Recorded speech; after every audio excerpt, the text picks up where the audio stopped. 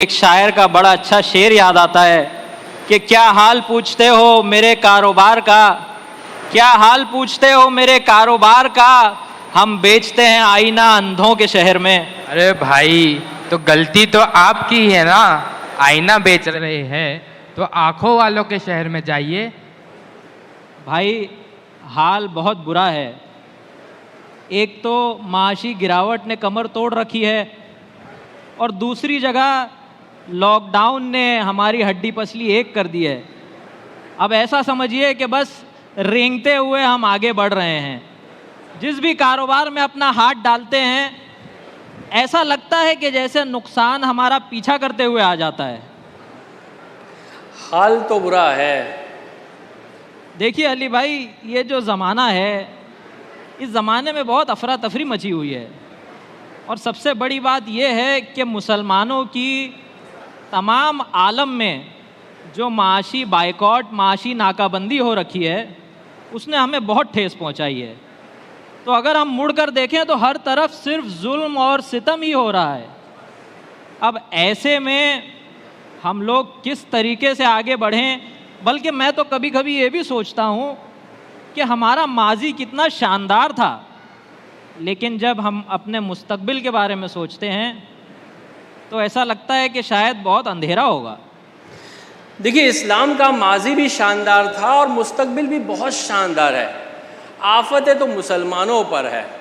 یہ مسلمان یہ جو چھوڑ پکڑ کا کھیل کھیل رہے ہیں کہ کبھی پکے مسلمان بن جاتے ہیں، کبھی رواداری کرنے لگتے ہیں، اسی سے مسئلے ایجاد ہوتے ہیں۔ آپ لوگوں کی باتوں سے معلوم ہوتا ہے کہ کیا اسلام پہ پھر کوئی آفت آ گئی؟ نہیں، اسلام پہ تو ایک ہی مرتبہ آفت آئی تھی، جب لوگوں نے اہل بیت علیہ السلام کا دامن چھوڑا تھا۔ اس کے بعد تو صرف مسلمانوں پر آفت آتی ہے۔ جب سے اہل بیت علیہ السلام کا دامن چھوڑا ہے تو خوشحالی جو ہے وہ رخصت ہو گئی ہے، اور مسلمانوں نے مایوسی اور بلاؤں کو جو ہے خرید لیا ہے۔ ایک بات میں بتاؤں، جب علی علیہ السلام کو شہید کیا گیا تو لوگوں نے کہا علی کو ان کے عدل نے قتل کیا ہے۔ لوگوں کو علی علیہ السلام کا عدل پسند نہیں تھا،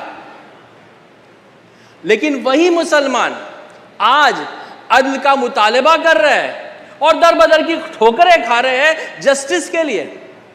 ارے جناب، آپ لوگ تو بس دین اور مذہب کے چکر میں ہی پڑے رہیے۔ صحیح کہا بھائی آپ نے، ہمارے دین میں لوگ عمل کی تو بات ہی نہیں کرتے، صرف اور صرف مسلمانوں میں لڑائی اور جھگڑے کروانے کے پیچھے لگے ہوئے ہوتے ہیں۔ ارے کچھ ایسی باتیں کیجئے کہ جو ہم لوگوں کو فائدہ پہنچائے۔ یہ سب باتیں تو دشمنوں کی سازش ہے۔ دیکھیے، دین جو ہے وہ صحیح سمت بتاتا ہے، رائٹ ڈائریکشن بتاتا ہے، اور تاکید کرتا ہے کہ انسان رائٹ ڈائریکشن میں جائے۔ انسان اگر رائٹ ڈائریکشن چھوڑ دے گا تو جتنا دور سفر کرے گا اتنا اپنی منزل سے دور ہو جائے گا۔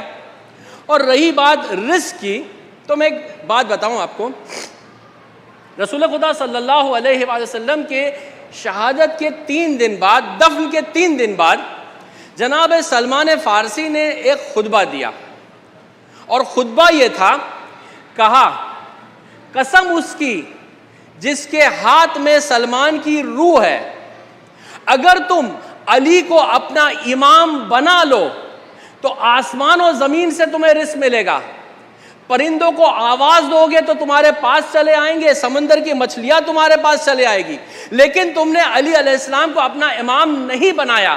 اب میں بشارت دیتا ہوں تم کو بلاؤں کی اور مایوسی کی۔ اگر لوگ غدیری سے غداری نہ کرتے تو روزی کی تنگ دستی ان کے سامنے نہیں آتی۔ اگر علی علیہ السلام کی خلافت کو غصب نہیں کیا جاتا تو وہ خوشحالی جو علی علیہ السلام کے صدقے میں خیبر کے بعد ملی تھی وہ رہتی اور اس میں ترقی ہوتی۔ ارے علی بھائی، یہ آپ جو ساری باتیں بتا رہے ہیں یہ تو ماضی کی باتیں ہیں، ماضی کو آپ کہاں بیچ میں لا رہے ہیں؟ ماضی کی باتیں چھوڑ دیجئے ماضی میں۔ ارے نہیں، مستقبل میں جب امام زمان علیہ السلام کا ظہور ہوگا اور یہی غدیری دین نافذ کیا جائے گا تو دین کا حال یہ ہوگا کہ صدقہ دینے والے کو ڈھونڈنا پڑے گا کہ صدقہ کون لے گا۔ ارے ان باتوں کو چھوڑیے، دنیا کا آپ انجام نہیں دیکھ رہے؟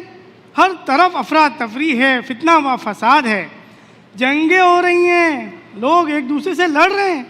ہاں بھائی، اور دلچسپ بات تو یہ ہے کہ مفتیان کرام فتویٰ دے رہے ہیں. ایک کہتا ہے کہ طاقتور کا ساتھ دو اور دوسرا کمزور کو ساتھ دینے کو کہہ رہا ہے، اور دنیا ہنس رہی ہے. اور مزے کی بات تو یہ ہے یہ دونوں ایک ہی مسلک کے لوگ ہیں. اور انہی کا نعرہ بھی تھا حسبنا کتاب اللہ، کتاب خدا کافی ہے، تو اسی سے مسئلہ حل کر لیتے. علی بھائی دیکھیے بات پھر وہیں آتی ہے کہ آپ اتحاد و اتفاق کی باتیں کیجئے، یہ سارے متنازع موضوع نہ لے کر آئیے. جیسا میں نے کہا تھا یہ دشمنوں کی سازش ہے. بھئی دیکھیے ہم تو دو گروہ کی بات کر رہے ہیں کہ دو گروہ آپس میں کیوں لڑ رہے ہیں. آخر کیا بات ہے کہ مسلمان جو ہے ان کا اتحاد پارا پارا ہو گیا، وہ ریزن کیا ہے؟ جڑ تک پہنچنے کی کوشش کر رہے ہیں. میں آپ کو جڑ تک پہنچانا چاہتا ہوں. یعنی آپ کا کہنے کا مطلب ہے کہ آپ جانتے ہیں کہ اس کی جڑ کیا ہے، اس کی وجہ کیا ہے کہ مسلمان آپس میں لڑ رہے ہیں؟ ہر عقل مند جانتا ہے. رسول خدا صلی اللہ علیہ وسلم کے زمانے میں خود دو گروہ تھے. ایک وہ جن کے اوپر سورہ مومنون نازل ہوا، جن کے لیے سورہ مومنون نازل ہوا، اور ایک گروہ وہ تھا جن کے لیے سورہ منافقون نازل ہوا تھا. رسول خدا صلی اللہ علیہ وسلم نے غدیر کے میدان میں سب کو جمع کیا، منافقین کو بھی جمع کیا، مومنین بھی جمع ہوئے، اور سب کو اعلان کیا. امامت کا اعلان پہلے بھی کر چکے تھے، لیکن پھر سے غدیر کے میدان میں علی علیہ السلام کی امامت و ولایت کا اعلان کیا.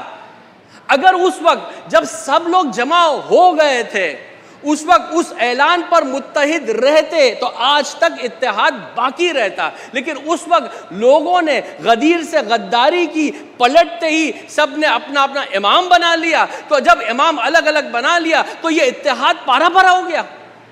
یعنی آپ یہ کہنا چاہ رہے ہیں کہ غدیر کے موقع پر تمام مسلمان آپس میں متحد تھے؟ اگر غدیر کو لوگ قبول کر لیتے اور آج بھی اگر غدیر پر پلٹ آئے تو مسلمانوں کا اتحاد پھر سے ایک مرتبہ پلٹ آئے گا.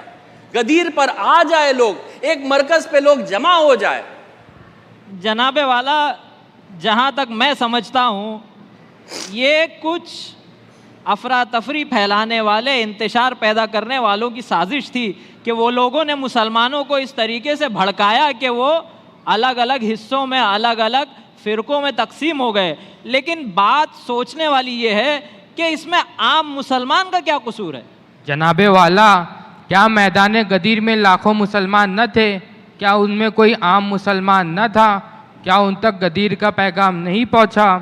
اگر پہنچا تھا تو انہوں نے اپنا دین غدیر کے مقابلے میں ایک نیا دین کیوں ایجاد کر لیا؟ اور وہ بھی ایسا دین کہ جس کی توحید مضحکہ خیز، جسوں نے اللہ کے ہاتھ پیر بنا دیے، اور جس کی نبوت ایسی کہ غیر قومیں سنے تو وہ ہنسے، اور جس کی امامت نے امت کو گروہوں میں بانٹ دیا. ارے بھائی یہ سب چھوڑو، آپ 21ویں صدی میں جی رہے ہیں.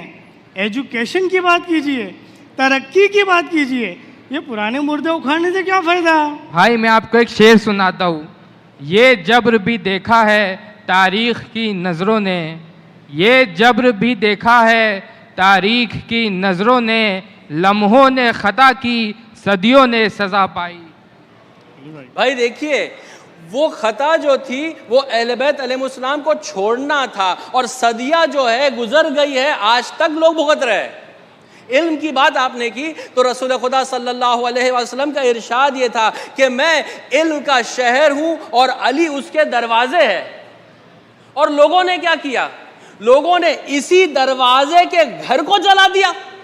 علی بھائی، کیا خاک مسلمان علم سے حاصل کر پائیں گے ابھی؟ علی بھائی آپ پھر اپنے موضوع کو موڑ کر وہی اختلاف پر لے آئے جا رہے ہیں. ہم لوگوں کو بات یہاں کرنی چاہیے ظالم کے اور دشمن کے خلاف اپنی آواز بلند کرنے کے لیے. پورا مدینہ بھرا ہوا تھا مسلمانوں سے، کس نے آواز اٹھائی؟ اور سنیے آج کے زمانے میں انٹلیکچوئلز بھی ہسٹری پڑھنے کے بعد اہل بیت علیہ السلام کے دشمنوں پر لعنت نہیں کرتے بلکہ رضی اللہ عنہ کہتے. جس نے بھی غدیری دین چھوڑا اس کے دل میں ظالم کے لیے نرم گوشہ آ گیا. بھائی ارے یہ اس زمانے کی بات ہے. میں تو کہتا ہوں آج کے دور میں مسلمانوں کو ڈٹ کے حالات کا مقابلہ کرنا چاہیے. بھائی جو 39 دن غدیر سے بھاگتا رہا، ان کے پیروکار کہاں ڈٹ کے مقابلہ کرنے والے ہیں؟ ڈٹ کے مقابلہ تو وہ کرتے ہیں جو علی علیہ السلام کا نام لیتے ہیں. کیا بات ہے علی بھائی، ماشاء اللہ. حضور یہ سب باتوں کو کچھ دیر کے لیے ہم سائیڈ میں رکھ دیتے ہیں. دیکھیے جیسا میں نے آپ سے ابتدا میں کہا تھا کہ دور پورا شوب ہے. ہم لوگوں کو نوٹ پانی کی بات کرنی چاہیے، ہم لوگوں کو روزی روٹی کی بات کرنی چاہیے.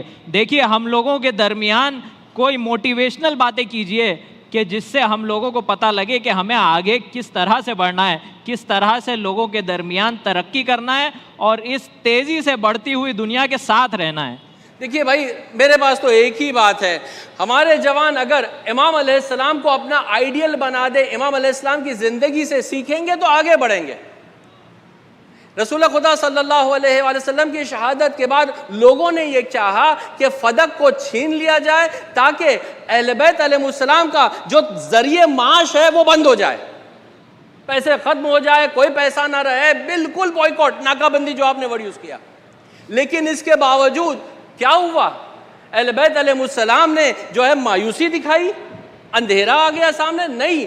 اسی مدینہ میں علی علیہ السلام نے 40 سے زیادہ باغات تیار کیے، مسلمانوں میں وقف کر دیا. امام حسن علیہ السلام نے اپنی زندگی میں 3 مرتبہ اپنے مال کے 2 حصے کیے، ایک حصہ اللہ کی راہ میں خرچ کر دیا. 3 مرتبہ امام حسن اور امام حسین علیہ السلام نے سینکڑوں بھیڑ بکریاں اللہ کی راہ میں قربان کر دی. امام حسن علیہ السلام کا دسترخوان تو مشہور تھا. یعنی ناکہ بندی لگ گئی، لوگوں نے کوشش کی کہ پوری طرح سے جو ہے بینڈ کر دیا جائے، لیکن کوشش کرنا ہمارا کام ہے، محنت ہم کو کرنا ہے، خداوند عالم پہ بھروسہ کرنا ہے، امام علیہ السلام سے توسل کرنا ہے. اندھیرا ختم ہو جائے گا، انسان آگے بڑھ جائے گا. یعنی امامت کو مانیں گے تو یہ راستہ ملے گا، اور اگر امامت کو نہیں مانیں گے تو کوئی دہشت گرد بنے گا، کوئی لا اینڈ آرڈر کو توڑے گا، کوئی جو ہے اس طرح جو ہے فراڈ کرے گا، کوئی کسی طرح جو ہے کسی کو پھنساتا رہے گا. ہمارا دین تو کوشش اور محنت کرنا سکھاتا ہے، ہمارے امام یہ سکھاتے ہیں. ایسے آئیڈیل ہمارے پاس ہے. ارے یہ بھائی یہ باتیں پیٹ نہیں بھرتی. کیا دین و شریعت سیکھ کر آپ کاروبار چلا سکتے ہیں؟ کیا آپ اچھی جاب یا نوکری پا سکتے ہیں؟ بھئی اہل بیت علیہ السلام نے دنیا کو ایسی باتیں بتائی ہے، وہ علوم دنیا کے سامنے رکھے کہ آج بھی فزکس کیمسٹری کی کتابوں میں اہل بیت علیہ السلام کے اثرات نظر آتے ہیں. دانشوروں نے کچھ کتابیں جمع کی ہے جہاں پر لسٹ ڈاؤن کیا ہے کون کون سے علوم اہل بیت علیہ السلام سے وارد ہوئے ہیں. سینکڑوں علوم اہل بیت علیہ السلام سے وارد ہوئے، وہ بھی ان حدیثوں سے جو ہم تک پہنچی ہے. جن کو جلا دیا گیا شاید اس سے اور علوم حاصل ہوتے. میں آپ کے سامنے جوانوں کے لیے ایک مثال دیتا ہوں. ایک چھوٹی سی کتاب ہے غرر الحکم، انگلش میں بھی ہے، اس کا ایپ بھی ہے. علی علیہ السلام کے اقوال ہے اس میں. ان اقوال کو جمع کر کے جب اس کو کلاسیفائی کرتے تو 500 ٹاپک ہے اس کے اندر. کیسے topic? Planning, anxiety, reconciliation, tolerance, discipline. بھائی یہ سب چیزوں کو جب انسان پڑھتا ہے تو اس کی پرسنالٹی چینج ہوتی ہے. جب یہ ساری چیزوں پر انسان عمل کرتا ہے اور ایسا جوان ہمارا آفس میں جاب کے لیے جاتا ہے، بزنس کرنے جاتا ہے، اس کے ایتھکس دیکھ کر لوگ سوچتے ہیں یہ کہاں سے آ گیا؟ بھائی اتنا آنےسٹ آدمی اس زمانے میں. یہ آنےسٹی کس نے دی؟ اہل بیت علیہ السلام نے دی. بے شک بالکل صحیح کہا. اسی کو تو خداوند عالم نے قرآن مجید میں کہا ہے وَكُلَّ شَيْءٍ أَحْصَيْنَاهُ فِي إِمَامٍ مُبِينٍ. ہم نے ہر چیز کو امام مبین میں سمیٹ دیا ہے. میں مطلب سمجھا نہیں. دیکھیں خداوند عالم نے ائمہ علیہ السلام کو علم دیا ہے، خداوند عالم نے علم عطا کیا ہے، تو وہ ساری چیزیں جس کو علم کہا جاتا ہے، پھر نیوکلیر ٹیکنالوجی ہو، اسپیس ٹیکنالوجی ہو، بایولوجی کی بات ہو، فزکس کی بات ہو، ساری چیزیں خداوند عالم نے رسول خدا اور ائمہ علیہ السلام کو عطا کی ہے. ہر شعبے میں امام علیہ السلام گفتگو کر سکتے ہیں. خداوند عالم نے یہ علم دیا ہے. اگر لوگ علی علیہ السلام کو مان لیتے تو 1400 سال پہلے ہم سے اچھا سمارٹ فون ان کے ہاتھ میں ہوتا، ہم سے اچھی گاڑی ان کے پاس ہوتی، ہم سے اچھے ایروپلینز ان کے پاس ہوتے. اور میں یہ جوش میں نہیں کہہ رہا، میں آپ کے سامنے حوالہ دیتا ہوں. جناب سلیمان علیہ السلام اپنے صحابیوں کو اس قالین میں لے کر جاتے تھے جو اڑتی تھی. جو حضرت سلیمان اس زمانے میں ایسی قالین رکھتے تھے جو اڑتی تھی, تو وہ علی جو جن کی ملکیت اتنی کہ حضرت سلیمان علیہ السلام کی حکومت کو صدقے میں دے دے, تو کیا وہ اس زمانے کے لوگوں کو قالین میں نہیں اڑا سکتا تھا؟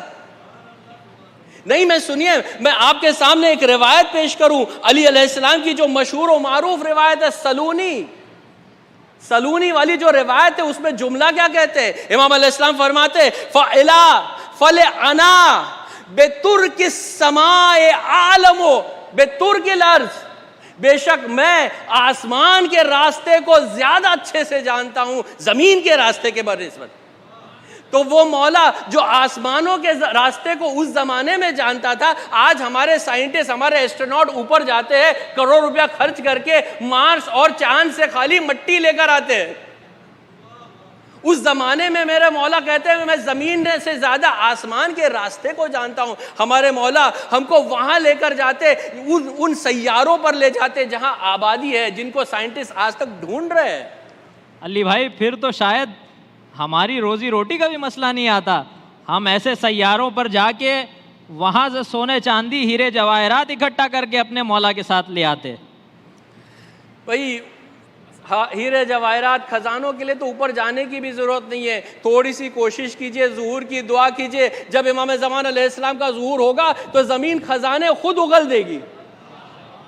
جب وارث غدیر آئے گا تو زمین جو ہے وہ خزانے اگل دے گی. ان کی برکتوں کا اثر یہ ہوگا کہ پوری دنیا میں عدل و امان ہوگا. ارے اوروں کو چھوڑیے, ہم تو امیر المومنین علیہ السلام کو مانتے ہیں, لیکن بھائی ہم بھی تو روزی کے لیے پریشان ہیں. معافی چاہتا ہوں بھائی, ہم میں سے بہت سارے لوگ ہیں جو علی علیہ السلام کو مانتے ہیں لیکن علی علیہ السلام کی باتوں کو نہیں مانتے. سنیے, امام علیہ السلام فرماتے کہ رات میں سورہ واقعہ پڑھ کے سو, رزق میں اضافہ ہوگا. ہمارے بچے لاسٹ سین اور وہ واٹس ایپ پہ پڑے رہتے. امام علیہ السلام کہتے ہیں نماز شب پڑھو, رزق میں اضافہ ہوگا. اس وقت تو انسٹاگرام اور یوٹیوب کا ٹائم ہوتا ہے. امام علیہ السلام فرماتے نماز صبح کے بعد سے لے کے طلوع آفتاب تک جاگو, رزق میں اضافہ ہوگا. رات بھر جو ہے وہ ڈھابے پہ کھانے کے بعد آنے کے بعد ہمارے بچے تو سو جاتے ہیں, تو رزق میں کہاں سے اضافہ ہوگا؟ امام علیہ السلام فرماتے کہ حلال راستے اختیار کرو, رزق میں اضافہ ہوگا. ہمارے بچے تو ایزی منی, فاسٹ منی کے لیے کچھ بھی کریئر سلیکٹ کر لیتے. امام علیہ السلام فرماتے لوگوں سے اچھا برتاؤ کرو, رزق میں اضافہ ہوگا. جوانوں کا حال دیکھیے, والدین سے ٹھیک سے بات نہیں کرتے, کہاں سے رزق میں اضافہ ہوگا؟ امام علیہ السلام فرماتے کہ مومنین کی مدد کرو. لاک ڈاؤن کی بات کر رہے تھے. امام علیہ السلام فرماتے مومنین کی مدد کرو, لوگوں کو جو ہے صدقہ چیریٹی دو, رزق میں اضافہ ہوگا. لاک ڈاؤن میں ہم نے تو زومیٹو, فلپکارٹ اور امیزون کا فائدہ کروایا. امام علیہ السلام نے رزق میں کو بڑھانے اور بچانے کے لیے بہت سارے راستے بتائے, لیکن ہم لوگ پڑھتے نہیں, اس پہ عمل نہیں کرتے, تو کیا کر سکتے؟ ماشاءاللہ علی بھائی, آپ کی باتیں چپتی ضرور ہے لیکن بہت ہی سچی ہے. لیکن یہ تو صرف دنیاوی برکات کی بات ہے, آخرت کے کمالات کی تو کسی کو فکر ہی نہیں. 60-70 کی زندگی کے لیے, سال کی زندگی کے لیے ہم لوگ اتنا ڈسکس کر رہے ہیں. ہم لوگوں نے جو ہے آخرت کے بارے میں سوچا بھی نہیں. وہ تو دائمی زندگی ہے, ہمیشہ ہمیشہ وہاں رہنا ہے, چاہے پتہ نہیں جنت میں جائیں گے کہ جہنم میں جائیں گے.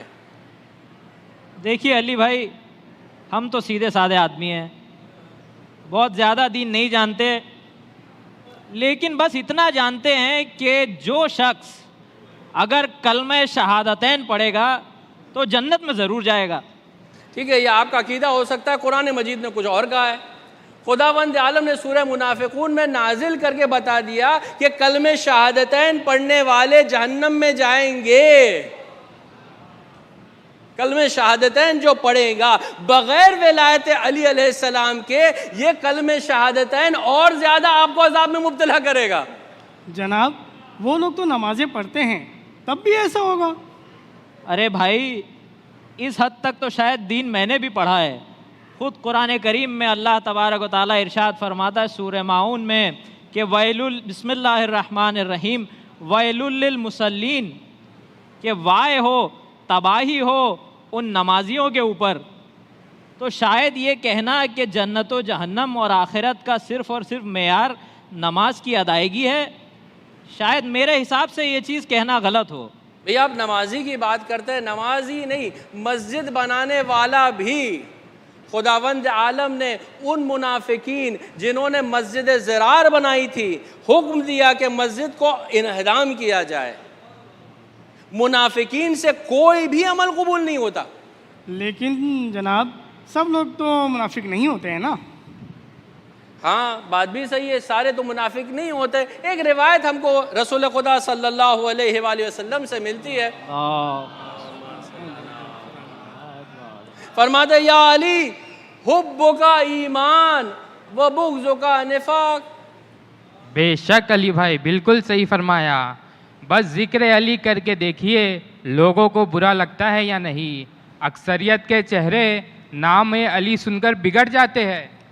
دیکھیے بھائی، محبت جو ہوتی ہے نا، اہل بیت علیہ السلام سے محبت کیا چیز ہے میں آپ کے سامنے سناؤں۔ کیا اہل بیت علیہ السلام کے خیموں کو جلانا محبت ہے؟ اہل بیت علیہ السلام کے بچوں کو تماچا لگانا محبت ہے؟ کیا اہل بیت علیہ السلام کی قبروں کو گرا دینا محبت ہے؟ کیا اہل بیت علیہ السلام کے شیعوں کو کافر کہنا محبت ہے؟ اہل بیت علیہ السلام کے سے منسوب جو مسجدیں ہیں ان کو امام بارگاہ ہے ان پر بمباری کرنا محبت ہے؟ کیا ایسے سارے کام کرنے والوں کی عزت کرنے والے محبت کے قائل ہیں؟ کیا جو اہل بیت علیہ السلام کو تماچا لگاتے ہیں، ان کے گھروں کو گرا دیتے ہیں، ان سے عزت کرنے والے، ان سے محبت کرنے والے، کیا اہل بیت علیہ السلام کے بھی محب ہوئے؟ نہیں۔ محبت اہل بیت علیہ السلام کی یہ ہے کہ انسان اہل بیت علیہ السلام کے سلسلے سے، علی علیہ السلام کے سلسلے سے اپنے دل میں ایک گرمی محسوس کرے، اپنی آل، اپنی اولاد، اپنے پیسے، اپنے مال کو اہل بیت علیہ السلام پہ قربان کرنے کو تیار رکھے، اہل بیت علیہ السلام کو اپنا باپ سمجھے، علی علیہ السلام کے لیے کی اطاعت کرے، اس کو محبت کہتے ہیں۔ محبت یعنی اہل بیت علیہ السلام کا جو ماننے والا ہے، غریب ہو یا امیر، گنہگار ہو یا نیکوکار، پرہیزگار ہو یا بدکار، لیکن اہل بیت علیہ السلام کا ماننے والا ہے تو اس سے محبت کرے، اس سے مدد کرے، اس کو محبت کہتے ہیں۔ اگر ایسے محبت کرنے والے ہیں تو بلائیے، عید غدیر کے دن سب کو گلے لگاتے ہیں اور سب کے ساتھ مل کے عید مناتے ہیں، امام علیہ السلام کی تاج پوشی کا دن ہے۔ علی بھائی آپ نے جو باتیں بتائیں وہ باتیں تو بڑی اچھی ہیں، لیکن یہ بھی تو سوچنے والی بات ہے کہ ایسے مسلمان ڈھونڈنا ہمارے لیے اس دور میں شاید ناممکن کے برابر ہے۔ آپ خود بتائیے، جس پر خداوند عالم نے صلوات بھیجی ہو، جس پر خدا خود صلوات بھیجتا ہو، جس کو خداوند عالم نے کبھی ذکر کہا، کبھی نور کہا، کبھی سبیل کہا، کبھی صراط کہا، کبھی حبل المتین کہا، کبھی عروۃ الوثقیٰ کہا، کبھی ماء معین کہا، کبھی لسان اللہ کہا، ید اللہ کہا، جنب اللہ کہا، عین اللہ کہا، ایسوں کو مسلمان جو ہے امام نہیں مانتے، اس کے بعد ہم کیا کر سکتے؟ ہم تو چاہتے ہیں سب کے گلے ملے، لیکن اگر مسلمان خداوند عالم نے جس کی تعریف کی ہے اس کو قبول کرنے کو تیار نہیں ہے، تو اس میں ہم لوگ ایک ہی کام کر سکتے ہیں، مل کر دعا کر سکتے ہیں کہ پروردگار سب کو توفیق دے کہ سب مل کر اس دنیا میں غدیر کا جشن منا سکے۔ آمین۔ خدا ہم کو توفیق دے کہ وارث غدیر امام زمان علیہ السلام کی نصرت کر سکے۔ آمین۔ آپ کی باتیں ہر عقل مند کی آنکھیں کھول دینے کے لیے کافی ہیں، بس اللہ سبحانہ و تعالی ہمیں توفیق عطا کرے۔ الہی آمین۔ بر محمد و آل محمد صلوات۔ اللہم صلی علی